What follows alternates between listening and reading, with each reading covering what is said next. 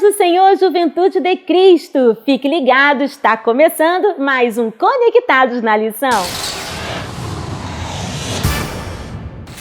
Muito bem, estamos de volta com mais um Conectados na Lição. Sejam todos muito bem-vindos e estamos recebendo aqui nos nossos estúdios a representante da Juventude de Cristo. Eu estou falando dela, querida diaconisa Laiane Carvalho, seja muito bem-vinda. Lembrando que estamos estudando sobre Pentateuco, a aliança de Deus com uma nação sacerdotal. E a lição de número 8 traz o título A Mensagem do Decálogo. E já queremos fazer a nossa pergunta do dia ao nosso querido comentarista da lição, pastor César Rosa de Melo, que se encontra em Brasília. Seja muito bem-vindo, pastor! Como Jesus sintetiza a lei do Sermão do Monte? A paz do Senhor, nação Madureira, a paz do Senhor, Tianinha.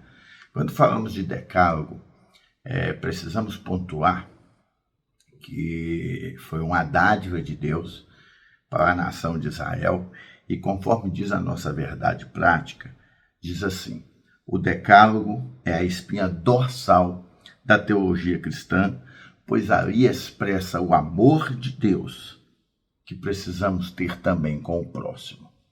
Pois bem, quando Jesus vai pontuar sobre o decálogo durante o seu ministério terreno, Jesus vai sintetizá-lo da seguinte maneira: amarás, pois, ao Senhor teu Deus com todas as suas forças, ou acima de todas as coisas, de todo o coração, de toda a alma, e o teu próximo como a ti mesmo. Então, qual é a premissa que Jesus coloca nos 10 mandamentos? A base é o amor. Porque a partir do momento que nós amamos a Deus acima de todas as coisas, Deus vai ser Senhor. Deus vai ser tudo na nossa vida. Infelizmente, o que nós percebemos hoje é que pessoas têm alterado estes valores e acaba colocando o seu emprego, o seu salário, quem sabe até mesmo o ministério, a sua namorada, a sua família, em primeiro lugar. E sabemos que a primazia no nosso coração precisa ser o nosso Senhor Jesus Cristo. Então ele fala: amarás, pois, o Senhor teu Deus acima de todas as coisas. E a segunda premissa que ele estabelece é: e ao teu próximo como a ti mesmo.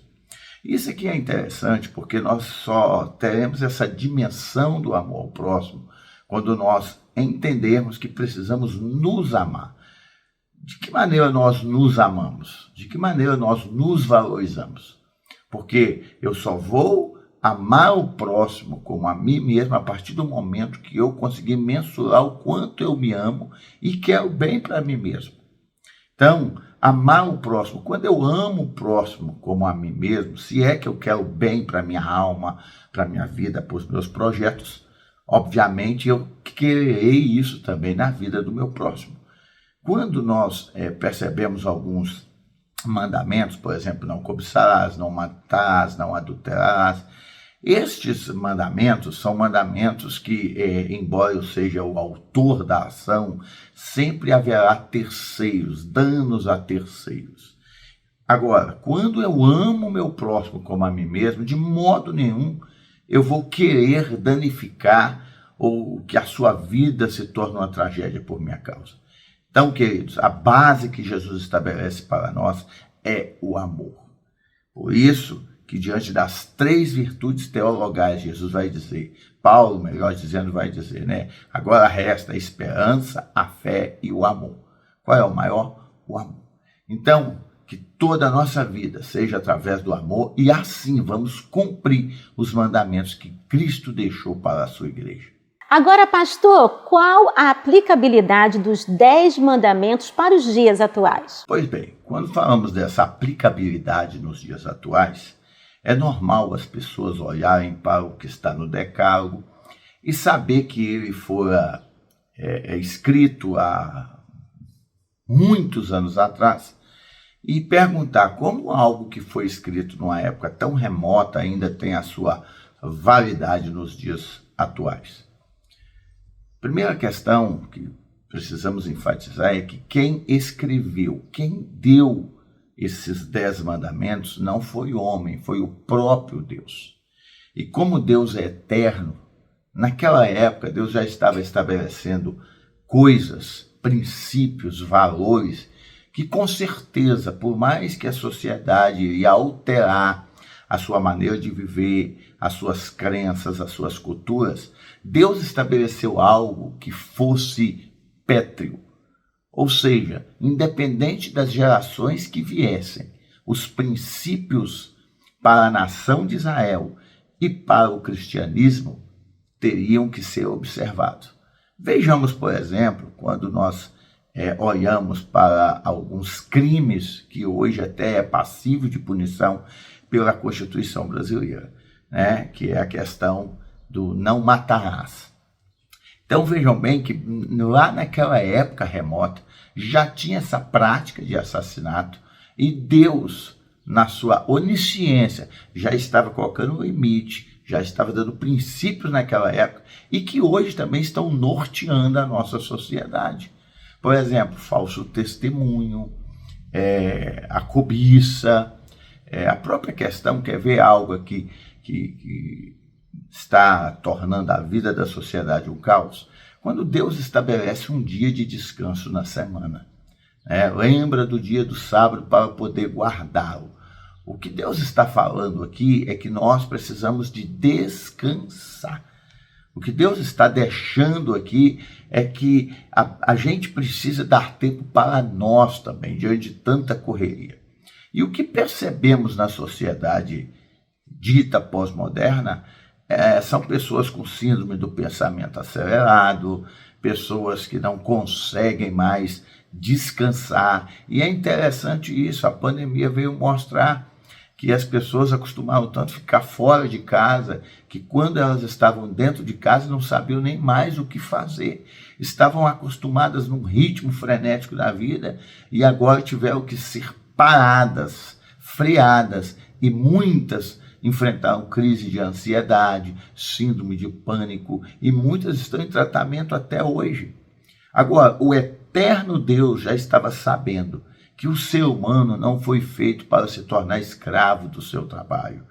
Numa sociedade como a que presenciamos e estamos imersos, onde nós valemos aquilo que produzimos, é necessário repensar os 10 mandamentos e entender que nós precisamos de um tempo para nós de descanso. O próprio Deus deixou esse exemplo. Na criação do mundo, a Bíblia diz que no 7º dia ele descansou. Que eu e você, queridos, venhamos não apenas conhecer os 10 mandamentos, mas vivê-lo todos os dias da nossa vida e entender a sua aplicabilidade na vida dita pós-moderna. E lembrando que a editora Betel disponibiliza o PIL, Plano de Incentivo à Leitura, com textos, curiosidades, subsídios que abrilhantarão os estudos da Palavra de Deus. E nós estamos recebendo aqui com muita alegria, muito prazer nos nossos estudos, a representante da Juventude de Cristo. Estou falando dela, diaconisa Laiane Carvalho, seja muito bem-vinda. E já vou perguntar para ela o que o PIL traz para a gente nessa semana. A paz do Senhor, Tianinha, a paz do Senhor, Pastor César, a paz do Senhor, pessoal. Estamos em mais um Conectados na Lição. Gente, o PIL de hoje, o Programa de Incentivo à Leitura, traz por tema O Amor Muda Tudo. Em algum momento determinado, nós veremos Deus convidando Moisés a subir ao Monte Sinai para que pudesse ser entregue as tábuas da lei. Ali o Senhor vai colocar algumas ordenanças para o homem, estabelecer alguns limites para que o homem pudesse obedecer. Dentre isso, nós veremos que quando nós estudamos, o homem vai desenvolver dentro dessa lei 613 leis para serem dominadas e regidas, obedecidas. Quando isso acontece, a Bíblia vai nos dizer que Jesus vem ao mundo. E ele não veio para descumprir, ele veio para realizar, cumprir a lei. Deus estabeleceu e Jesus obedeceu. Só que nós veremos também que Jesus disse que o maior mandamento, a maior lei é amar a Deus acima de todas as coisas e amar o seu próximo como a ti mesmo. O amor é a base de todas as leis. Não adianta nós cumprirmos 9 e não cumprirmos a principal estabelecida, o amor. Ame a Deus e ame o seu próximo. Seja assim como Jesus, um cumpridor da lei, obedecendo a sua palavra. Eu tenho certeza que este estudo muito irá te acrescentar, te abençoar. Por isso, acesse o nosso site da Editora Betel, www.editorabetel.com.br e seja abençoada através dos estudos. E pastor César, a juventude quer saber, pastor, como podemos dividir os mandamentos do Decálogo? A paz do Senhor, diaconisa Laiane. Quando nós falamos do Decálogo, ou os 10 mandamentos, uma divisão assim bem didática mesmo, perceberemos que ali existem leis que dizem respeito ao nosso relacionamento com Deus e também leis que dizem respeito ao relacionamento que nós chamamos, horizontal, entre os homens, entre as pessoas. Pois bem, quando falamos do nosso relacionamento com Deus, o texto é bem enfático em dizer que a idolatria está descartada. Ou seja, Deus é único. Não existe ninguém semelhante a Ele, nem em cima no céu, nem embaixo da terra e nem entre os homens. Portanto, o texto vai ser bem enfático para não ter imagem e nem semelhança. Ou seja, o que está estabelecido ali? Que Deus exige exclusividade do seu povo. Um outro texto também que está aqui é: não tomarás o nome do Senhor teu Deus em vão. Por que isso? Porque precisamos ter respeito, reverência diante daquele que é eterno, diante daquele que é onipotente, onisciente, onipresente. Nós, como seres humanos, temos a tendência de evocar o nome de Deus no nosso dia a dia de maneira bem rotineira, porém, posso assim dizer, de maneira trivial. O que nós precisamos é ter reverência. Por isso que diz: não tomarás o nome do Senhor teu Deus em vão. Quando vamos estudar a cultura judaica, perceberemos o quanto esse povo tem respeito com o nome de Deus. Alguns chegam até mesmo a dizer que eles trocam até de vestimenta ou de caneta quando vão escrever ou pronunciar este nome. E nós, tendo esta ciência de quem é Deus, precisamos também reverenciá-lo. Do outro ponto, tem aquelas leis que vão tratar de relacionamentos entre as pessoas e que precisamos tomar cuidado, porque elas não cobiçarás, não matarás, não dirás falso testemunho. E sabemos muito bem que se nós não tomarmos cuidado, nós promovemos grande dano às pessoas. Então, quando Deus estabelece isso, Deus não estava apenas dando diretriz de como deveríamos relacionar com a divindade, mas também que o relacionamento com a divindade reverberasse no relacionamento com os nossos semelhantes. Porque fazendo isso, nós vamos cumprir a lei de Cristo. O próprio apóstolo João, Jesus, quando sintetiza o Decálogo, ele vai falar sobre o amor. E o apóstolo João vai dizer assim: como é que você pode dizer que ama a Deus que você nunca viu e não ama o seu próximo que você vê todos os dias? Então fica aqui um ponto para refletirmos. Não existe como amar a Deus e não amar ao próximo, porque à medida que nós amamos a Deus, nós vamos amar ao próximo.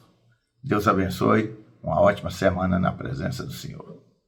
Uau! Conectou? Lembrando que a Editora Betel disponibiliza o livro Subsídio do Trimestre, Pentateuco, Origem, Promessa e Aliança, escrito pelo pastor Sérgio Costa. Adquira já o seu exemplar em um desses telefones que está aparecendo na sua tela. Bem, vamos ficando por aqui, mas semana que vem temos mais um encontro para mais um Conectados na Lição. Deus abençoe!